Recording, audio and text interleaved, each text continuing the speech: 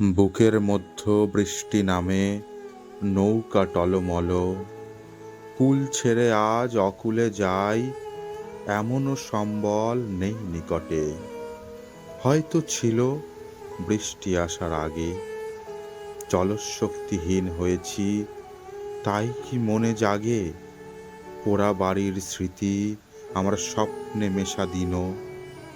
জলশক্তিহীন হয়েছি, জলশক্তিহীন।